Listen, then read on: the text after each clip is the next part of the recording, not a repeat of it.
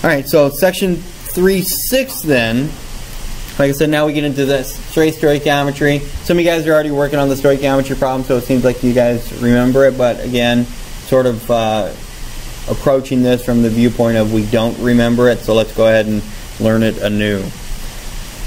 We're going to talk about balanced equations and what the coefficients can do. Now, terminology is very important, so make sure you're understanding these terms. The coefficient is the value that's in front of the molecule in a balanced equation. That can either tell us the number of molecules or the number of moles. We typically use it for the number of moles. The coefficients, we can also call them the stoichiometric coefficients. We often refer to the stoichiometry of the reaction, and what we're talking about there is the balanced coefficients, the balanced equation. So here we said, you know, we can either have molecules, we can also have them be moles. So either one of those for our balanced equation. Conservation of mass comes into play here as well. So here are the reactants: 4 grams hydrogen, 32 grams oxygen. So that means that the products, so long as we capture everything, has to weigh 36 grams. So the mass before and the mass after, according to the law of conservation of mass, has to be the same. So here's the mass before, here's the mass after. Now that's so long as you capture everything. If you don't capture everything, the mass is going to change. So like if it evolves a gas, gives off a gas, bubbles away, we don't capture it, the mass is going to go down. But you can figure out how much mass you lost by using the law of conservation of mass.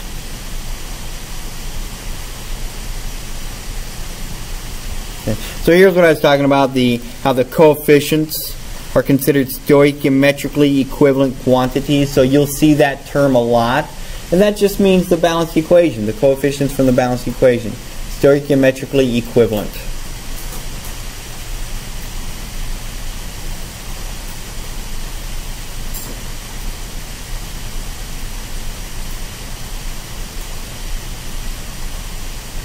Remember that we're talking about moles and not grams here. And this is our stoichiometry roadmap that we're often used to. And we could start anywhere along this roadmap. So generally, like the longest problems, you're going to start with grams of substance A. You'll then convert that to moles of substance A by using molar mass. That's things we've been doing, converting from grams to moles. And the new part here is doing the mole to mole conversion. So the moles of A being converted to moles of B. Again, we'll do a couple examples with this. And then finally, you can convert from moles of B to grams of B by using the molar mass. Let's take a look at one.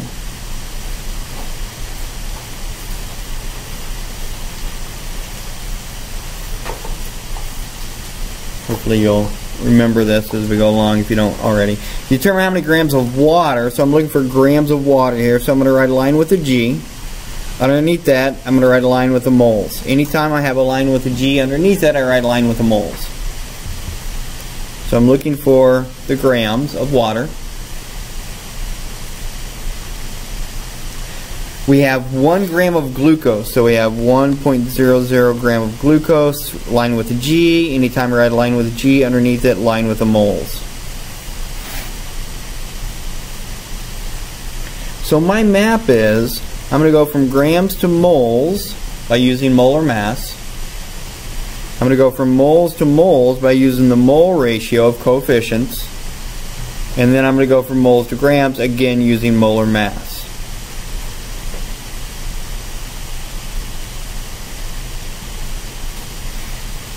Let's see how that plays out. We have 1 gram of glucose, which is C6H12O6. I'm first going to convert that from grams to moles. So grams on bottom, moles on top. Anytime you see moles over grams or grams over moles, you're talking about molar mass. And it's the molar mass of whatever is in front of it. Okay? So I've got 6 carbons. I've got 12 hydrogens. and I've got 6 oxygens. That's going to be what? 6 times 12 is 72.06. 12 times hydrogen is 12.096, I think. Oops.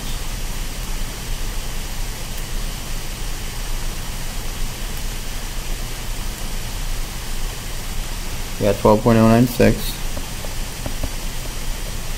And they got the 6 oxygen, which is 96. So I get a value of altogether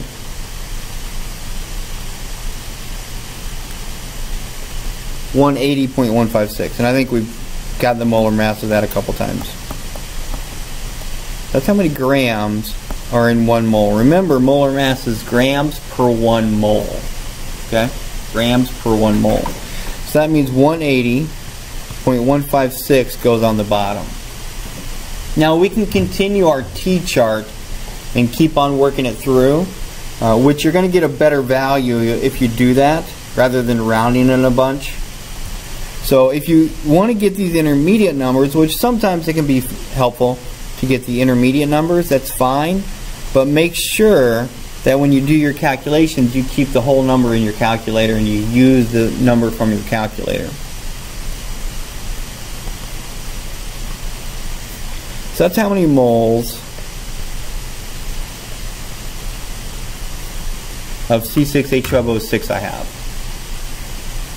Now what I want to do is figure out moles of water. So I'm going to convert. I don't want to change the word moles, so I'm not going to mess with that. I'm going to leave the word moles there. All I want to change is C6H12O6. So I want to get rid of C6H12O6, the glucose, and I want to pick up water. So once I cross that out, I don't know what moles I'm talking about, so that's why I have to add the water. How many waters and how many glucoses is in that relationship? Yeah, 6 waters for every 1 glucose.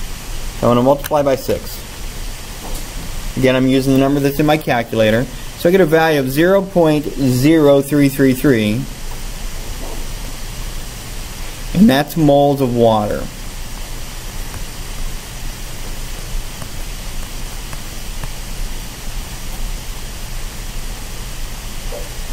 But I'm looking for grams of water, so now I need to go from moles to grams. Grams on top, moles on bottom. I want to get rid of moles. I want to leave water. So grams over moles or moles over grams, they're talking about molar mass, and it's usually the molar mass of whatever's in front of it. So in this case, it's going to be the molar mass of water, which happens to be 18.016. Here's how you figure that out. You got the 2 hydrogens, which is 2.016. Then you've got the oxygen, which is 16. 18.016. That's how many grams per 1 mole.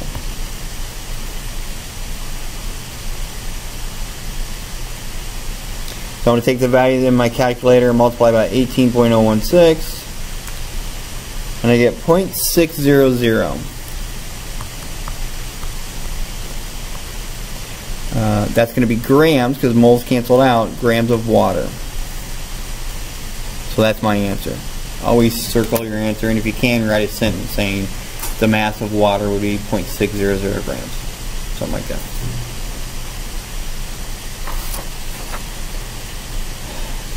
Any questions on that one? Pretty straightforward, right? Hopefully you remember most of that. Let's see what this next one is. Solid lithium hydroxide is used in space vehicles to remove the carbon dioxide gas exhaled by astronauts. The hydroxide reacts with the carbon dioxide to form solid lithium carbonate and liquid water. How many grams of carbon dioxide can be absorbed by 1 gram of lithium hydroxide? So let's write out the formula first. Right? We need the balanced equation first. So we're taking lithium hydroxide. What's the charge of a lithium ion? Positive 1. What's the charge of a hydroxide? Negative 1. So the formula for the lithium hydroxide is LiOH. Now is that solid, liquid, gas, or aqueous? Solid, it tells us, right? And what is that combining with? carbon dioxide. Hopefully you know carbon dioxide, CO2. Right? Now it forms lithium carbonate. So what's the charge of lithium? We already said it once. +1. And what's the charge of carbonate? -2. That's one of the ones that we're going to go back and memorize again once school starts. So the formula is going to be Li2CO3. Need 2 lithiums for every 1 carbonate. And let me just show you up here. So here's lithium, here's carbonate. Like that. Is that solid, liquid, gas, or aqueous? Solid, tells us, right? And what else do we form? Water, right?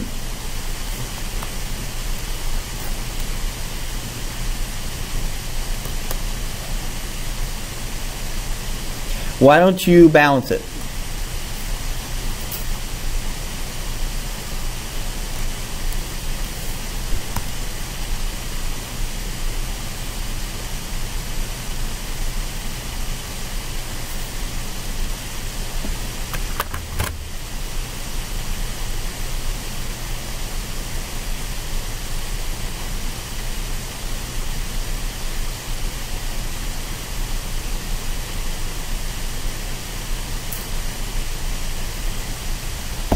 I think you just put a 2 in front of the lithium hydroxide, right?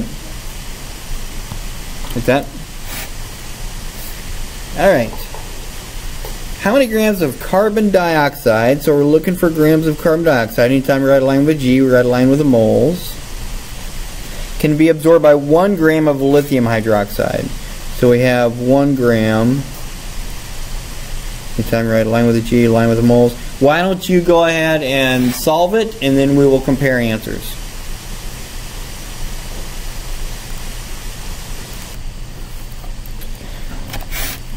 So you took 1 gram of lithium hydroxide and hopefully converted that to moles. Now what's the molar mass of lithium hydroxide?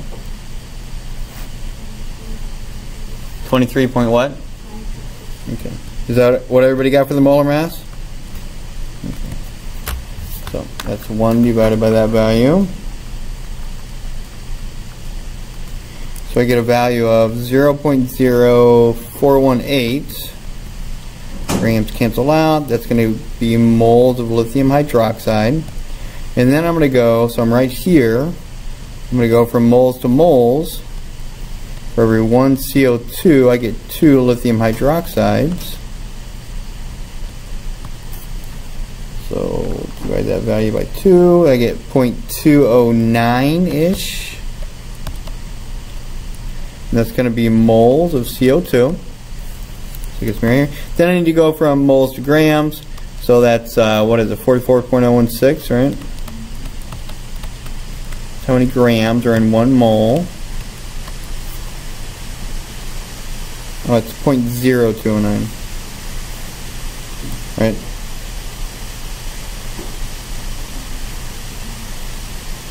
Oh no, that should be, no, I got 0.0209.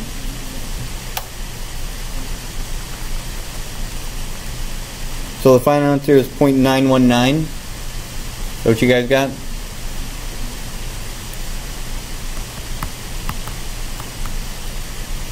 So that's grams of CO2.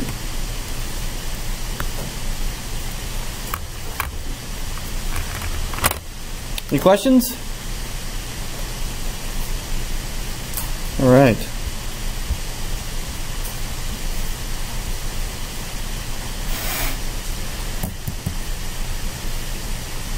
So that was just straight up stoichiometry. Then we get into this idea of limiting reactants.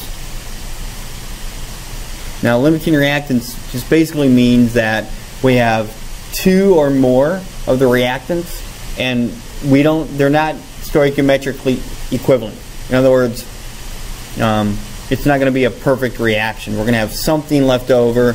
We're going to run out of something. So that's the idea of a limiting reactant. So something is in excess, in other words, we have plenty of it left over,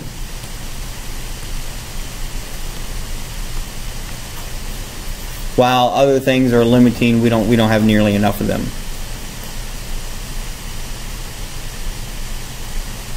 So here, a picture of hydrogen and oxygen combining to form water. If you look at the chemical reaction,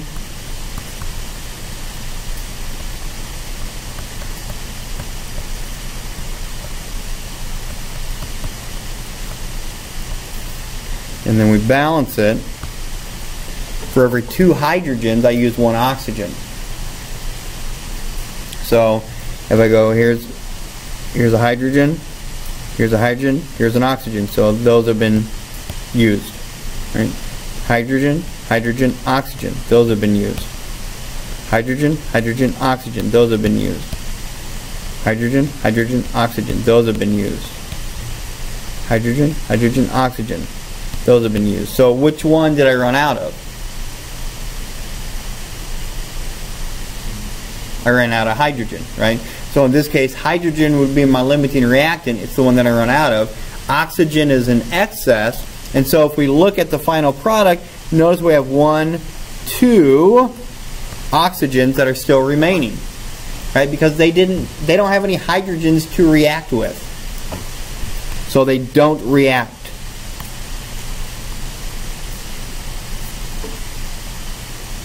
Okay? And that's the whole idea of a limiting reactant. Now, to do the calculations, it's the same exact thing that we just did, the same process. The only difference is we have to do it twice, and then we pick whichever one is smaller. So let's take a look at one of these.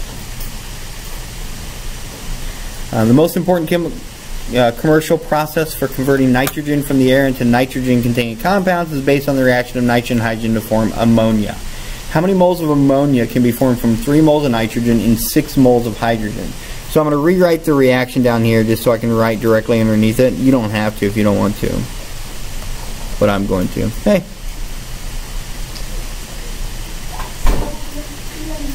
No, not yet. Hold on a sec.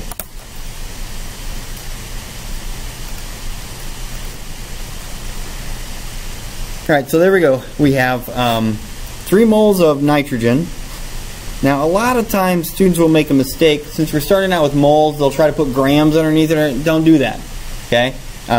Remember, they always talk moles to moles, and so you don't have to convert it back to grams. That's silliness. And what we want to know is how many moles of ammonia are we going to form? Well, we have more than one reactant, so that should tip you off that it's a limiting reactant problem. What we're going to do is we're going to take our moles of nitrogen and convert that to moles of ammonia. Then we're going to take our moles of hydrogen and convert that to moles of ammonia. And then we'll compare the two. Okay? So it's stoichiometrically it's the same thing, just twice. So let's go ahead and do the nitrogen. We've got 3 moles of nitrogen. I want to convert that to ammonia. So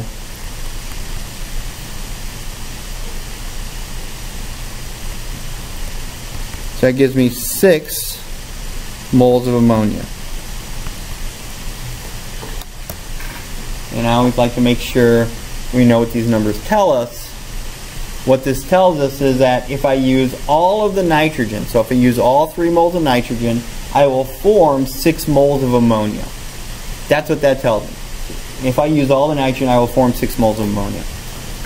Now we're going to do the exact same thing with the hydrogen. I've got 6 moles of hydrogen.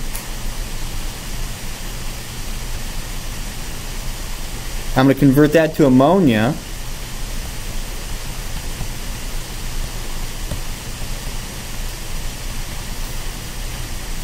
Which is going to give me 4 moles of ammonia.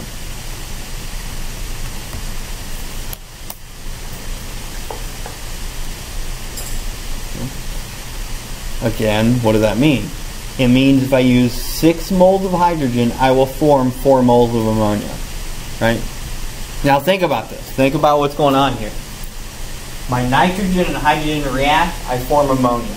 My nitrogen and hydrogen react, I form ammonia. Nitrogen and hydrogen react, I form ammonia. And that keeps on happening, and then we get to 4 moles of ammonia. Right? So I get to 4 moles of ammonia. Is there any hydrogen left? after I make 4 moles. So can I make 6 moles? No, you can't. You can't make anything greater than 4 moles because that's the extent, that's how far the hydrogen will take you. So what that means is I can only make 4 moles of ammonia. My limiting reactant is the hydrogen. So let's just jot down a couple things here. So I'm going to put, we make 4 moles of ammonia.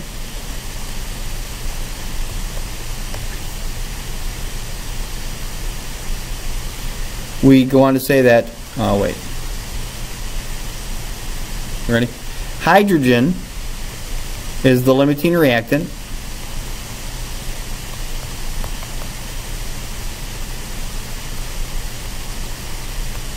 Okay? Bullet point, bullet point. And then we can also say that nitrogen is the excess reactant.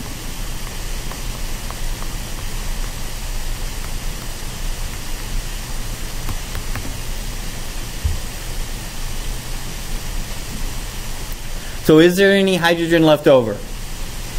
No. Is there any nitrogen left over? Yes. Okay, so let's go ahead and I'll jot that down too. No hydrogen left over.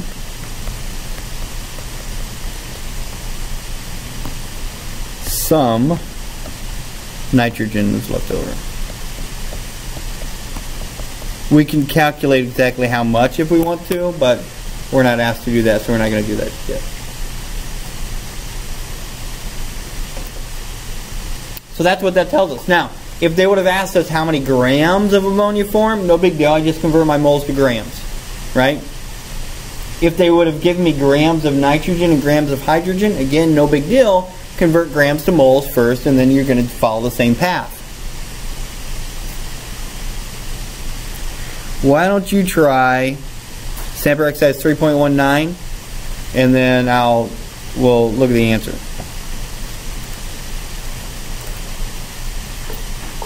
Got the answer up there if you want to check it. Check it out.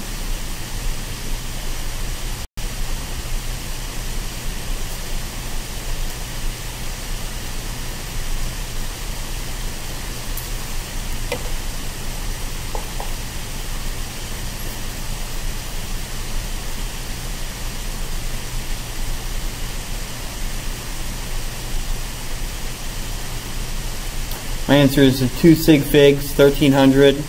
So really I got 1340.48. My answer, but it, you know, your masses are only 2 sig figs, so my answer can only be 2 sig figs. Is that what you guys got? So the limiting reactant was the hydrogen. That's the one that runs out. I only formed 74.4 moles of water. I never form 93.75 moles of water. Never. Okay, I only form up to 74.4 and then I run out of hydrogen. I have leftover oxygen. Again, we could figure out that amount of leftover.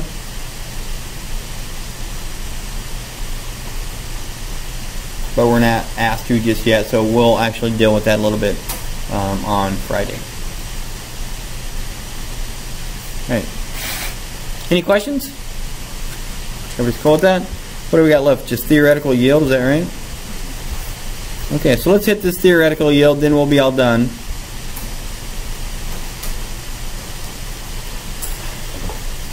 So theoretical yield is what's used in percent yield. The theoretical yield, that's the value that we calculate in stoichiometry. So that is the value that is calculated via stoichiometry, which is just basically what we've been doing. So in other words, what we've been figuring out is, as long as this reaction is 100%, so we do everything perfect, it's at the perfect temperature, reaction vessels are perfect, all that jazz, that's the theoretical yield.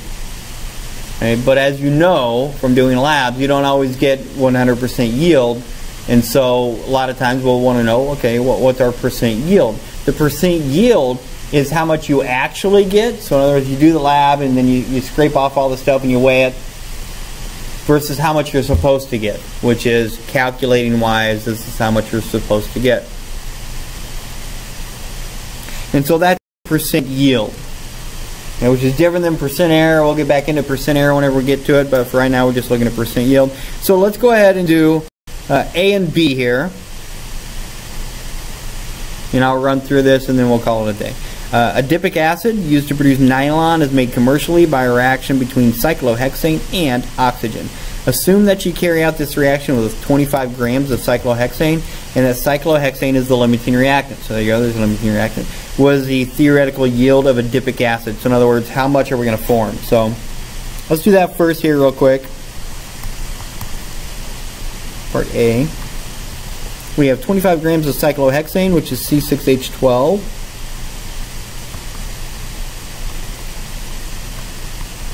What I want to know is how much of that adipic acid are we going to get. So 25 grams, C6H12 is going to be approximately 84. Okay, I'll get the actual value for you. You seem like people that want actual values.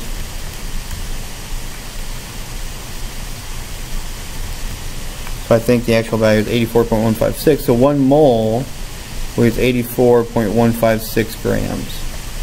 Grams cancel out. That I end up with moles of cyclohexane, but I don't want moles of cyclohexane. I want moles of that adipic acid. So that's 2 H2C6 H8O4s for every 2 C6H12. So it's the same value, right?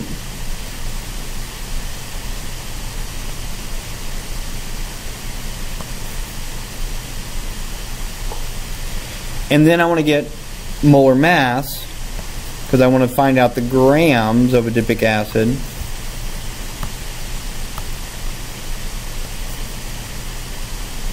So if I look at all my units, the only thing I have left on my units is grams, so that's good because that's what I'm going for.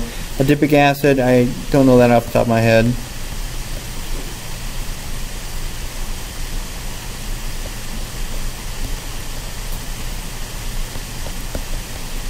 So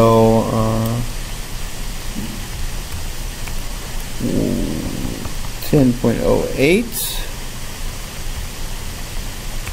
72.06, and that's 64.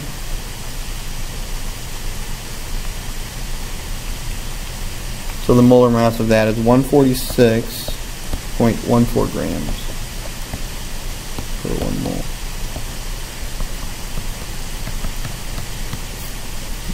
So when I take that,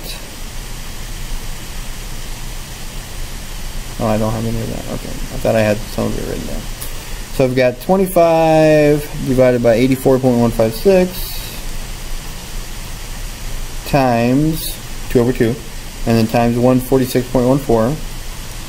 I get a value of 43.41. I should have 3 sig figs, so 43.4. That's grams of that adipic acid. So that's going to be H2C6H8O4. Okay. Now they tell me that I actually. Is everybody okay with that? Those calculations? You could do that if you were forced to. So it tells me that I actually get 33.5 grams. What is the percent yield? Well, the percent yield is always the actual amount, so how much you have in your hand, divided by how much you should have in your hand,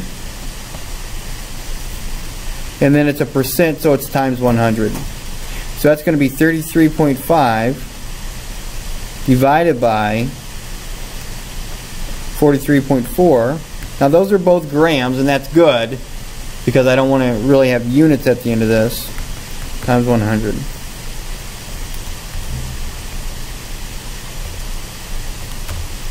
So we get a value of 0.771 multiplied by 100, so 77.2%.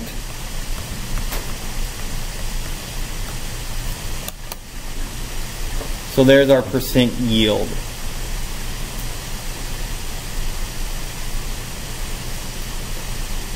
Okay, so So that's it. That's all that we're going to actually cover here in this beginning. On Friday we'll just we'll look at some free response, and then we'll finish up a bunch of our mastering, hopefully. Hoping that you guys will get that almost all done by the end of this week without having taken any extra time. So